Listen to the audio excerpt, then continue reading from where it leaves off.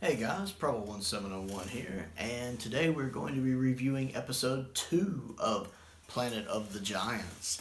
And again, this one feels more like it's slowly giving me what's going on in the story. It's not a fast-paced story, at least thus far. It is something I think a modern viewer would have a little bit of trouble because it is kind of slowly coming along.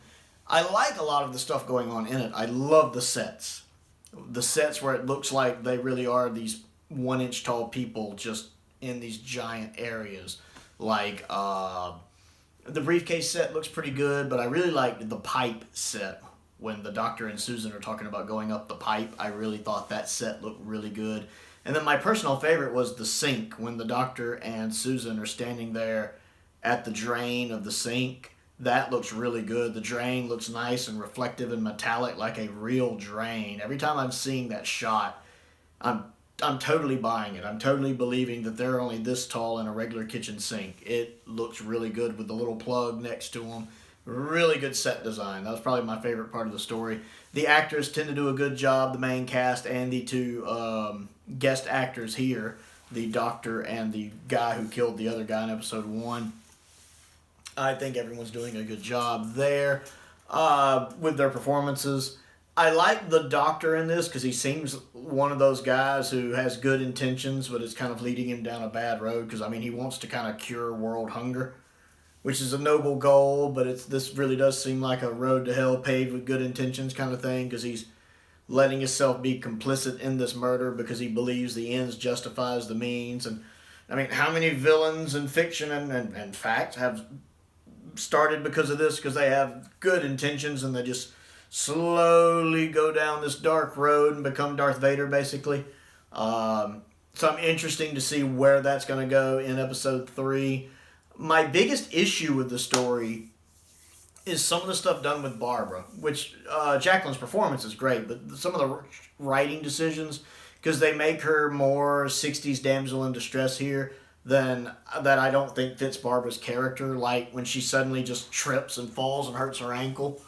Of course, it's one of the women, oh, I fell right when we needed to run and hurt my ankle. That's so tropey.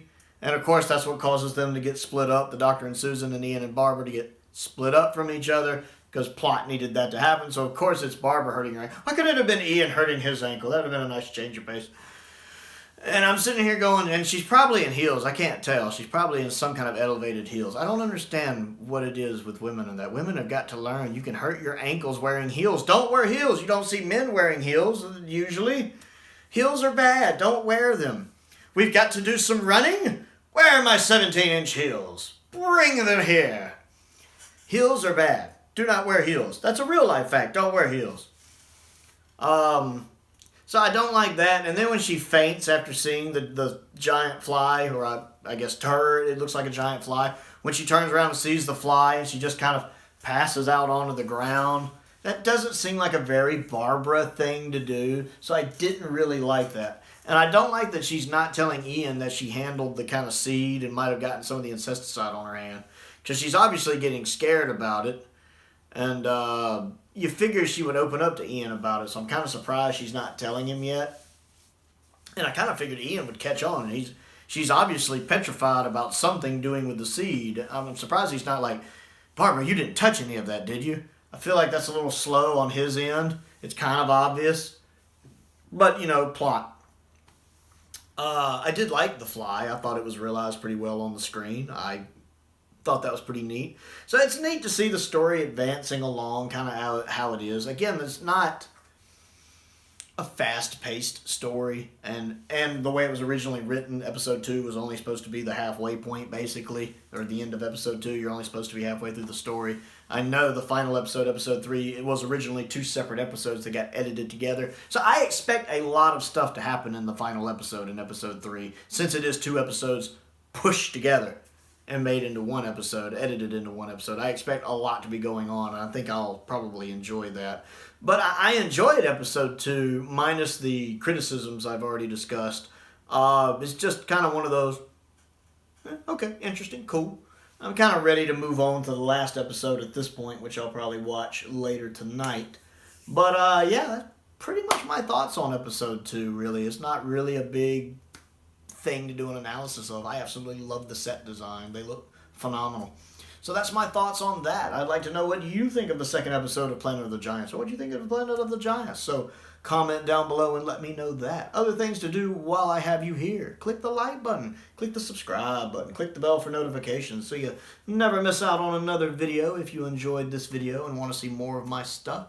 My goal now is to grow the channel to 1,000 subscribers, so I am slowly working my way towards that. I also have a Patreon. If you would like to contribute to what I do, there's a link to my Patreon down in the description below as well. I want to give a special shout out to 2 of my top tier patrons, the 5th Doctor and Stephen Crane. I really appreciate their support, as I appreciate the support of all of my patrons. And I want to give a special shout out to my subscriber, Steve Knievel, who sent me Planet of the Giants on DVD so I could watch it for the first time. This is the first time I've been able to watch a Season 2 story, like the whole story, or at least I'll be able to say that after I finish episode 3. So a very special thank you to him. I also have a P.O. Box. If you would like to send me anything, my P.O. Box is down in the description below as well, if there's any Doctor Who stories or anything else you would like to send me to look at. And a link to my Amazon wish list is down in the description as well. But most importantly, thank you for watching.